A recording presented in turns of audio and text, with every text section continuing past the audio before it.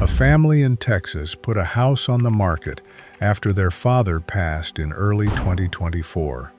In the living room corner sat a massive wooden box, roughly the size of a small nightstand, with a single black driver pointing at the floor and a thick cable running to a separate amplifier unit on the shelf behind it. The realtor told them to clear it out before showings. Too bulky, too ugly, too old. They dragged it to the curb for trash pickup. A neighbor walked over, asked if he could take it, and loaded both pieces into his truck without negotiating. That box was a Velodyne ULD-18, an 18-inch servo-controlled subwoofer with a separate 1200-watt amplifier, originally retailing for $2,500. He sold it 3 weeks later on AudioGone for $1,100. The family thought they were throwing away a broken speaker. They were throwing away a precision bass instrument that audiophiles consider one of the finest subwoofers ever engineered. That's not a fluke, that's the information gap, and it runs the same way every time someone drags a big ugly box to the curb without checking the model number first. There is a category of vintage subwoofer that was built during a window when manufacturers were competing to push bass reproduction past every known limit of driver technology, amplifier design, and cabinet engineering. These subwoofers are enormous. They're heavy. They look like outdated home theater leftovers, or worse, like broken furniture. Nobody wants to move them, nobody wants to store them, and nobody thinks a subwoofer could possibly be worth real money. The people who know otherwise are not going to tell you that while offering to help carry it to the curb.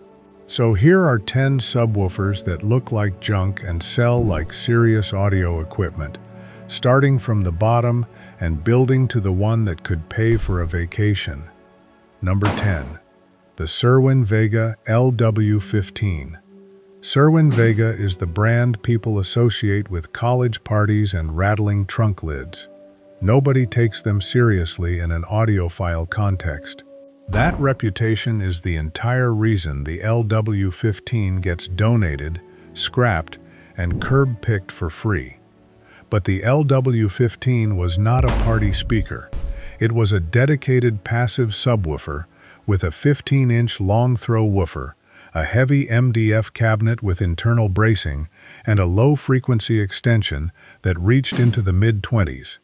Gene Czerwinski, the founder, was an aerospace engineer who applied military-grade driver design to consumer audio. The LW15 reflects that philosophy. Working units with original grills sell for $100 to $300. The person putting one on the curb thinks it's a blown party speaker from 1997. The person picking it up knows what a 15-inch long-throw driver in a braced enclosure actually means. Number 9. The HSU Research HRS W12V. Shu Research was one of the first internet direct subwoofer companies in the United States.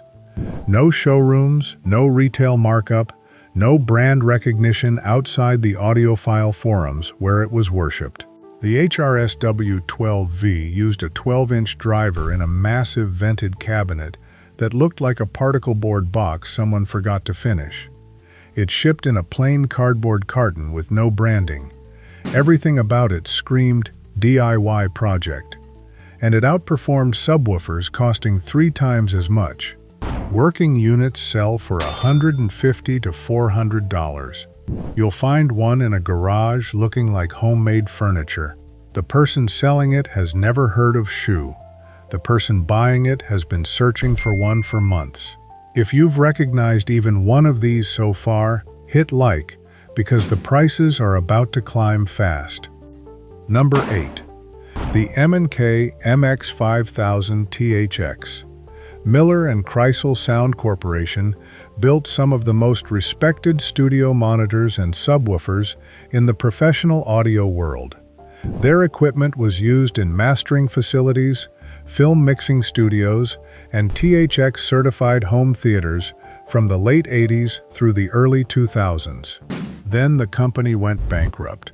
The brand was sold, the original engineering team dissolved, and the MX5000, a dual 12-inch push-pull subwoofer with THX certification and a 200-watt internal amplifier, became an orphan. Serviced units sell for $300 to $600. The THX badge on the back panel is the detail most people miss. It means this subwoofer met a standard of performance that most consumer-grade equipment never approaches. The brand is dead. The certification isn't. Number 7. The Paradigm Servo 15. A 15-inch driver, a servo-controlled feedback loop that measured and corrected the driver's motion over 1,000 times per second, and a 400-watt amplifier in a cabinet that weighed 90 pounds. The Paradigm Servo 15 was a Canadian-built subwoofer designed to compete with units costing twice its price, and by most accounts it succeeded. But Paradigm has always been the brand that American audiophiles respect without remembering. It doesn't have the cult following of REL or the showroom presence of SVS. That's the combination that gets a subwoofer left behind during a house move or priced at $25 at a garage sale. Working examples sell for $400 to $800. The servo mechanism is the detail. If it says servo anywhere on the back panel, stop and check the model number. Number 6.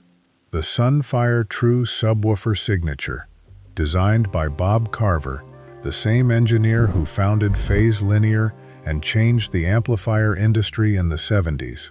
The True Subwoofer Signature packs 2,700 watts and 2 long-throw drivers into a cube that measures roughly 13 inches per side. It looks like an end table. It looks like a speaker stand someone forgot to put a speaker on. It does not look like it contains enough amplifier power to physically move the air in a medium-sized room. But it does. Carver's tracking down converter amplifier was a breakthrough in efficiency, allowing massive power output from a tiny enclosure without the heat and bulk of traditional designs. Working units sell for $400 to $800. The Signature version, with its 12-inch drivers, commands the top of that range. If you see a small black cube at an estate sale and your first instinct is to walk past it, that instinct is costing you money. Number 5. The Velodyne ULD-18, the one from the opening story. Velodyne pioneered servo-controlled subwoofers in the mid-80s, and the ULD-18 was their flagship. An 18-inch downward-firing driver in a cabinet weighing 55 pounds, paired with a separate amplifier and controller unit that delivered 1,200 watts and used an accelerometer bonded to the driver cone to measure and correct distortion in real time. This was not a home theater accessory. This was a scientific instrument designed to reproduce frequencies below human hearing with measurable accuracy. The two-piece design is the detail that kills its resale at estate sales. People see 2 separate boxes connected by a cable and think the system is incomplete or broken. It isn't. It's designed that way. Complete working systems sell for $500 to $1,200. Incomplete ones still sell for hundreds because the servo amplifier alone is worth a fortune as a replacement part.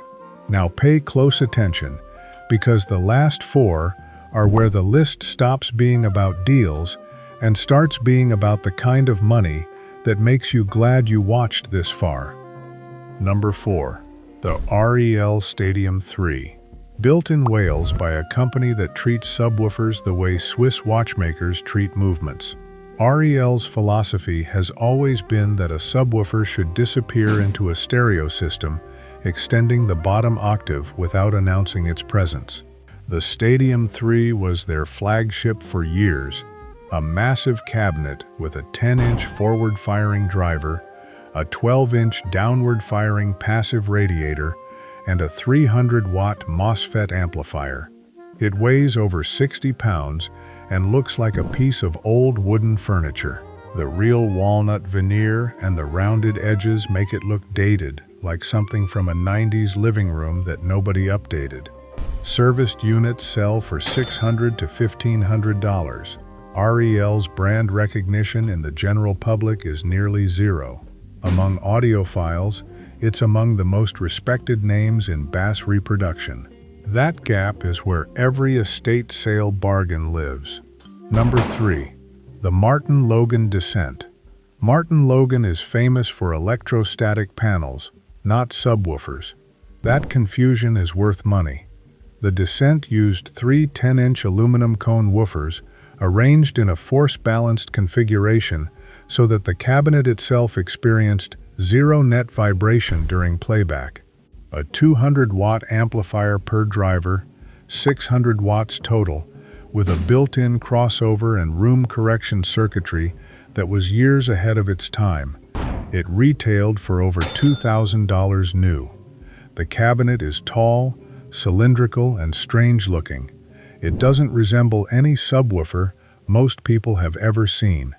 Working units sell for $600 to $1,500. The person who sees one at an estate sale and thinks it's a decorative column or a broken speaker is about to make the same mistake everyone else on this list has made. Number 2. The Bag End Infrasub 18. You have never heard of Bag End. Almost nobody outside the professional studio world has. The company was founded in the early 80s by a team of engineers who specialized in low-frequency reproduction for recording studios, concert halls, and film mixing stages. The Infrasub 18 uses an 18-inch driver and Bag End's proprietary ELF technology, which stands for Extended Low Frequency, an integrator circuit that allows the subwoofer to reproduce frequencies down to 8 Hz with linear accuracy. 8 Hz. That is below the threshold of human hearing and into the range where you feel bass in your chest rather than hear it in your ears. Working units sell for $800 to $2,000. The cabinet is plain black, industrial, and built to be invisible in a studio control room. It looks like a road case someone forgot to pick up. The brand name means nothing to anyone clearing out a home. It means everything to the engineer or audiophile who finds one priced at $50 because nobody recognized it. Number 1. The JBL 4645, a professional cinema subwoofer designed for THX-certified movie theaters. An 18-inch driver in a massive front-loaded horn enclosure that stands over 3 feet tall and weighs over 150 pounds. The 4645 was never intended for home use. It was designed to pressurize an auditorium with low-frequency energy that you could feel through the floor. JBL built it with the same driver technology used in their iconic 4343 and 4350 studio monitors, and it carries the same professional-grade crossover and enclosure design. These were installed in theaters across the country throughout the 80s and 90s, and when those theaters closed or upgraded, the 4645s were often sold as scrap. Complete working units sell for $1,000 to $3,000. Non-working units sell for hundreds because the 18-inch driver alone is irreplaceable. If you find one in a warehouse, a storage unit, or a decommissioned theater, you are standing in front of the most powerful and most valuable production subwoofer of its era. Do not walk away, and do not let anyone tell you it's just an old speaker. Here's the pattern. Every one of these was built with a specific driver, a specific amplifier topology, and a specific enclosure design that separated it from the cheap black boxes people associate with the word subwoofer. The value was never in the cabinet. It was in the engineering underneath. So before you drag it to the curb, before you leave it behind during a move, before you let someone haul it away for free, flip it around, read the model number, and check what it actually sold for. Not listed, sold. If you've got any of these sitting in a basement or a garage right now, comment below and tell me which one. I'd be happy to take a look. And if this changed how you think about that big, ugly box in the corner, subscribe, because the collectors already know this list. Now you do too.